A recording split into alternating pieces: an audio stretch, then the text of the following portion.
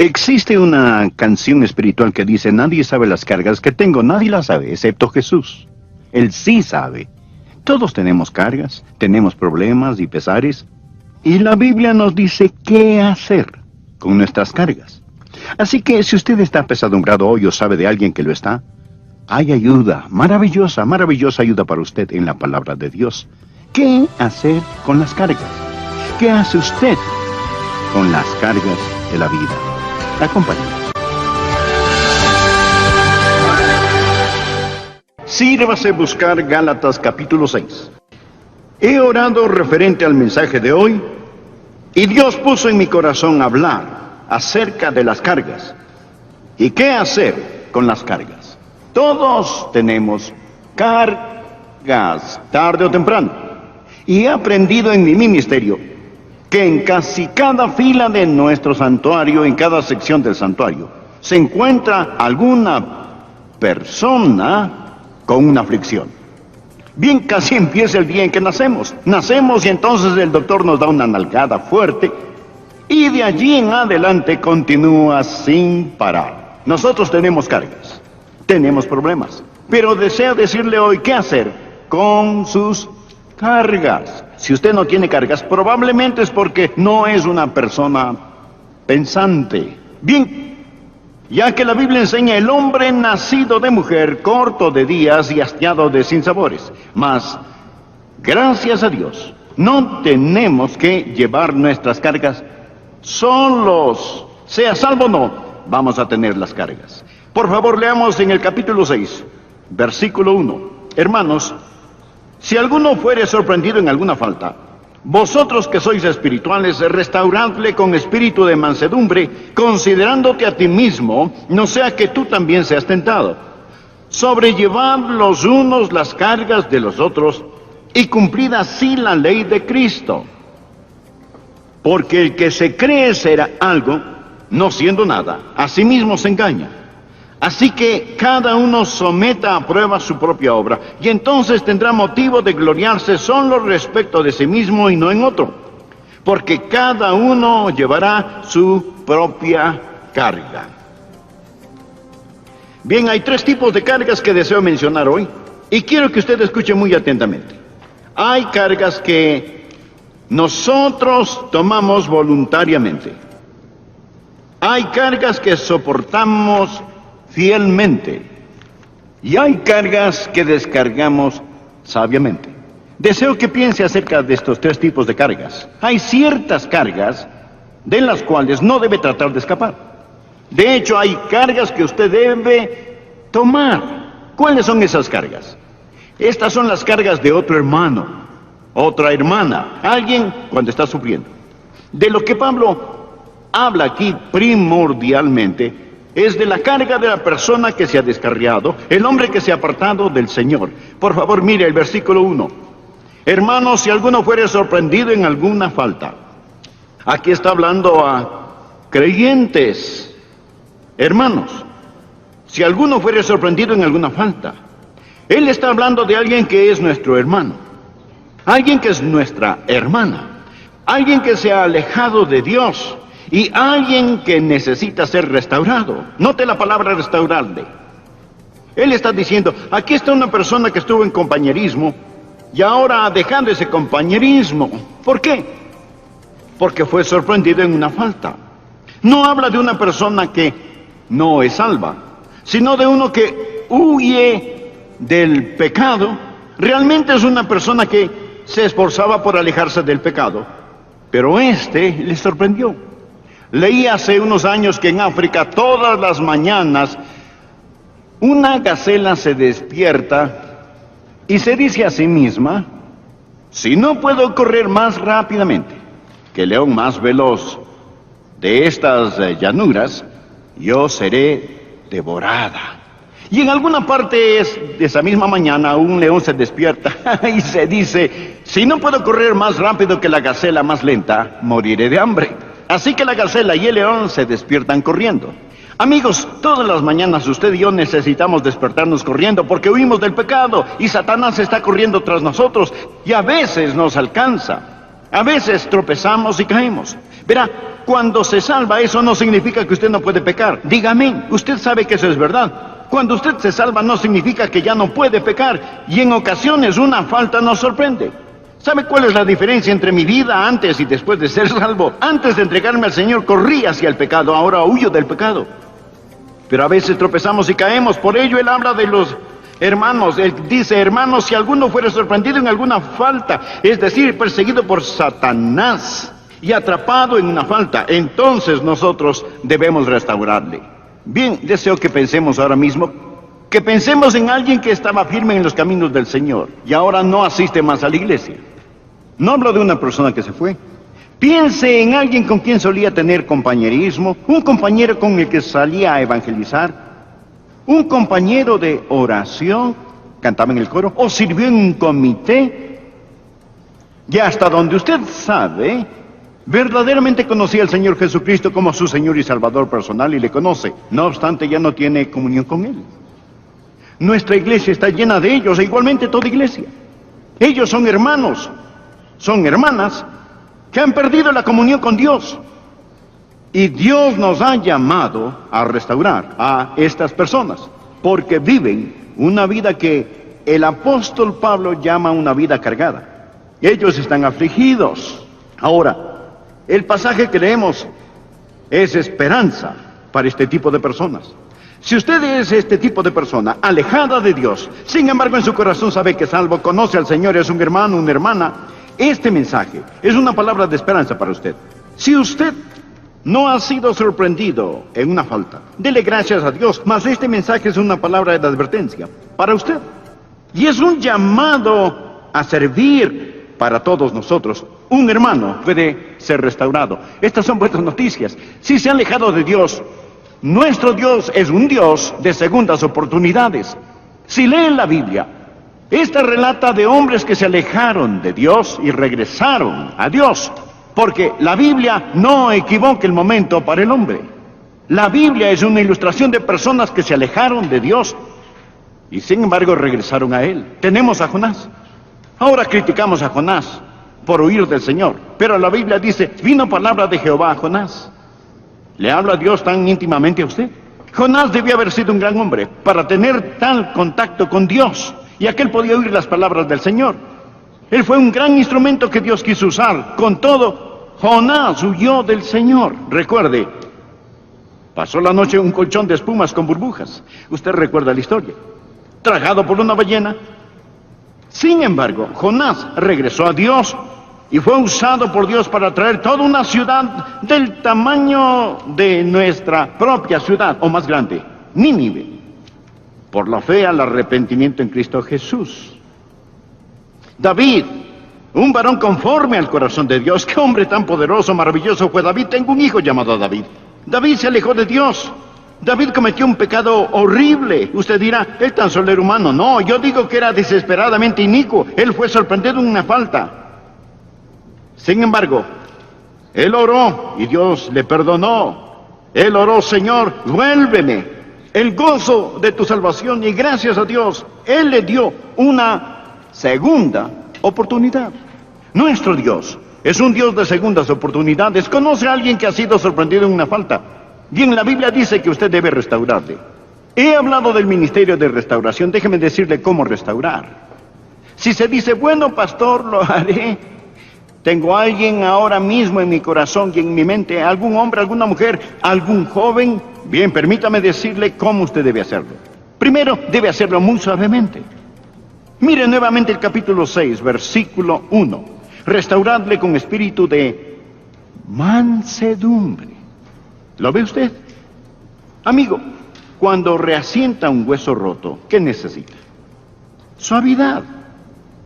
Un espíritu de mansedumbre, cuidado amoroso. Usted no puede restaurar a alguien si es áspero y dominante.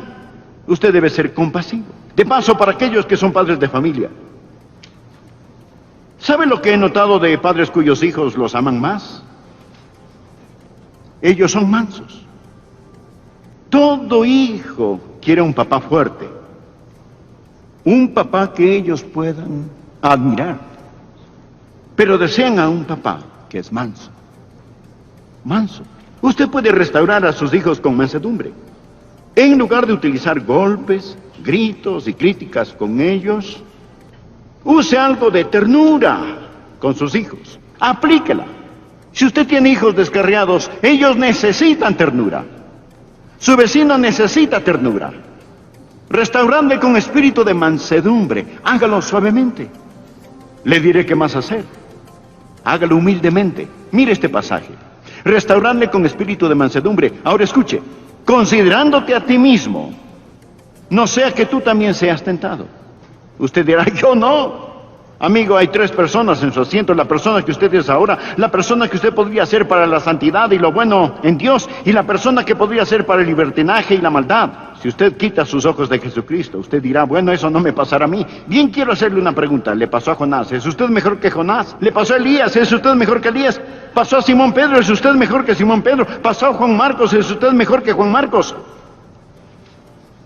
No, la Biblia dice, así que el que piense estar firme, ¿que haga qué? Mire que no caiga. Así que cuando restauramos a otra persona, no solo debemos hacerlo suavemente o con mansedumbre, sino hacerlo humildemente, considerándote a ti mismo, no sea que tú también seas tentado. Una tercera forma para esta restauración es que necesita hacerla compasivamente. Compasivamente. La Biblia dice en el versículo 2, sobrellevad los unos las cargas de los otros. ¿Lo ve? ¿Sabe? Si una persona es verdaderamente hijo de Dios, no hablo de alguien que corre a pecar, sino de una persona que huye del pecado, mas ha sido sorprendida en una falta. Si es verdaderamente hijo de Dios, anótelo claramente, si esa persona es realmente salva, nacida de nuevo, y está fuera de comunión con Dios, está llevando una gran carga. Ahora si no es salva, no está cargando nada. Bien, pero si lo es y está fuera de comunión con Dios, está llevando una gran carga. Présteme atención y permítame decirle algo. La persona más miserable sobre la tierra no es la inconversa. La persona más miserable sobre la tierra es la salva fuera de comunión con Dios. ¿No es cierto? Es totalmente verídico. Cuando David perdió la comunión con Dios, él dijo, Señor, vuélveme el gozo de tu salvación. Él no dijo, Señor, vuélveme tu salvación, sino vuélveme el gozo de tu salvación. ¿Cuál es la carga que estas personas llevan y por la cual debemos tener compasión? Primero, su relación con Dios omnipotente se ha roto. David oró en el Salmo penitencial, contra ti solo he pecado y he hecho lo malo delante de tus ojos. Esta persona que una vez caminó en dulce comunión con Dios, esa comunión con Dios se ha roto. Una de las partes más maravillosas de mi vida es la comunión que tengo con Dios. Esta mañana mi primer pensamiento al abrir mis ojos fue, buenos días, Señor. Te saludo, Señor, te bendigo, Señor. Simplemente la comunión con Él. Poder cantar y decir, vengo al jardín, solo cuando el rocío aún está sobre las rosas y la voz que llega a mí, el Hijo de Dios hace conocer, Él camina conmigo, Él habla conmigo y Él me dice que soy suyo. Esa persona que se ha alejado de Dios, esa persona que se ha descarriado, esa persona que ha sido sorprendida en una falta, lleva una carga, porque esa relación con Dios se ha cortado. Le diré algo más, su conciencia le culpa. David oró en el Salmo 32, versículo 4, porque de día y de noche se agravó sobre mí tu mano, se volvió mi verdor en sequedades de verano, en las áreas donde él era espiritualmente lleno de gozo, ahora estaba seco como el polvo. Existen cargas, amigo, que tomamos voluntariamente cuando llevamos la carga de otra persona. ¿Está usted dispuesto a hacer eso? La Biblia dice sobrellevar los unos las cargas de los otros. Ahora, existe otro tipo de carga. Hay cargas que soportamos fielmente. Por favor, leamos los versículos 4 y 5. Así que cada uno someta a prueba su propia obra. Subrayese. Así que cada uno someta a prueba su propia obra, y entonces tendrá motivo de gloriarse solo respecto a sí mismo y no en otro, porque cada uno llevará su propia carga. Esta no es una contradicción. Por un lado, la Biblia dice sobrellevad los unos las cargas de los otros, y luego dice cada uno llevará su propia carga. ¿Es esto contradictorio? No, es más bien complementario. La clave aquí es entender las dos palabras diferentes que se usan para carga. La primera palabra, carga, significa un bulto pesado, algo excesivo, Algo que causa mucho peso, como estar fuera de la comunión con Dios. Es una carga muy, muy pesada. Es una carga abrumadora. Si alguien tiene una carga así, debemos ayudarle a sostener y a descargar esa carga. Es el tipo de cargas que tomamos voluntariamente cuando soportamos las cargas de otros. Mas la palabra para carga aquí es porción. Una palabra completamente diferente. Nos dan la idea de un cargamento de armas de un soldado, o una mochila, o un bulto amarrado a su espalda. Algo que es necesario, que no es una carga vana, sino algo que es útil, que le hará útil, y algo que a lo mejor vaya a salvar su vida. Ahora, Dios no quiere que vivamos vidas desordenadas. Él quiere que nosotros vivamos vidas disciplinadas. Así que Dios pone cargas sobre nosotros y espera que las soportemos porque son cargas que nosotros debemos sobrellevar. Bien, ¿qué significa cuando dice que cada uno llevará su propia carga? Significa que hay algo que usted no puede dejar que otra persona lo haga por usted. Existen cosas que usted no puede relegar o delegar a alguien más. ¿Qué son algunas de esas cosas? Bien, nadie puede arrepentirse por usted. ¿No es cierto? Nadie puede entregarse a Cristo por usted. Nadie puede amar a Dios por usted. Hay padres en todas partes que darían la última gota de su sangre, de sus venas, si pudieran arrepentirse de los pecados de sus hijos. Mas no pueden. Cada uno llevará su propia carga. A veces cuando predico deseo poder ir allí, sentarme en su asiento, pasar adelante y entregar mi corazón a Jesús en lugar suyo, pero no puedo hacerlo.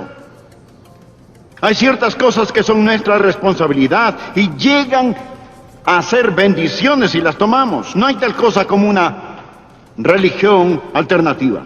Y le diré que una de las cargas que necesitamos llevar y soportar es la disposición de liberar a un hermano, llevar su carga. Verá, un hermano que ha caído no es un llamado para el chisme, es un llamado a orar, una carga de oración. Nadie puede tomar eso por usted. Debo apresurarme, si no, no podré terminar. Vayamos al último punto. Le he mencionado que hay 3 tipos de cargas. Las cargas que tomamos voluntariamente, cuando soportamos las cargas de otros. Las cargas que soportamos fielmente, cuando Él dice, cada uno llevará su propia carga. Hay ciertas responsabilidades que son nuestras y que nadie puede tomarlas en nuestro lugar. Mas luego, escuche, querido amigo, hay una carga más, y esa es la carga que tiramos gozosamente. La carga que tomamos voluntariamente. La carga que soportamos fielmente, y una tercera carga, y esa es la carga que descargamos gozosamente. Por favor, anote en su margen, Salmo 55, versículo 22. Echa sobre Jehová tu carga, y Él te sustentará. Echa sobre Jehová tu carga, y Él te sustentará. No dejará para siempre caído al justo. ¿Sabe quién escribió eso? El rey David, a quien su carga le fue quitada cuando fue restaurado por Dios, mas él tenía otras cargas. Verá, él era un rey, era rico. Cuando escribió esto, él era piadoso, escribía los salmos, ya era de edad avanzada. ¿Qué aprendemos de esto? Que las cargas llegan a los ricos como a los pobres.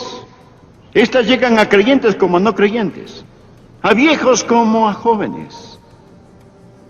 Adrián, ¿tiene usted cargas? Sí. Usted tiene cargas. ¿Qué hacemos con nuestras cargas? Bueno, si tenemos estos tipos de cargas, tenemos que descargarlas sobre el Señor. Echa sobre Jehová tu carga.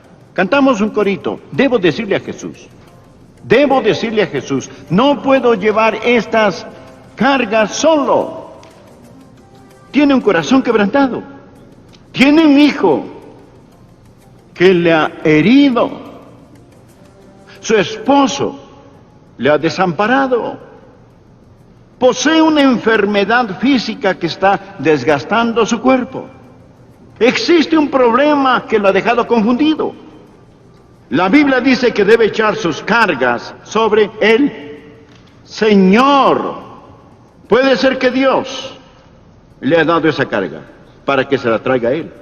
Leí en algún lado de un hombre que tenía un bonito perro, y él tenía ese perro, quizá era un labrador, o uno de esos perros que les gusta estar en el agua. El perro estaba nadando en un lago, y el hombre quería irse a casa, y lo llamó. Pero el perro estaba pasándola bien y no hizo caso. ¿Sabe lo que el hombre hizo? Él tomó un palo de la orilla y lo tiró en el agua. Y cuando este perro vio el palo, él recordó lo que le habían enseñado. El perro nadó hacia el palo y lo agarró, llevándolo en su boca. Regresó a su amo y lo puso a los pies de su amo. Yo me pregunto, si la carga que usted tiene no le fue dada por Dios para que usted venga a sus pies, para hacerle que venga a sus pies. Quizá Él le llamó de otras formas y usted no vino. Y tal vez la carga es lo que Dios está utilizando para traerlo a los pies de su amo. Eche sobre Jehová su carga.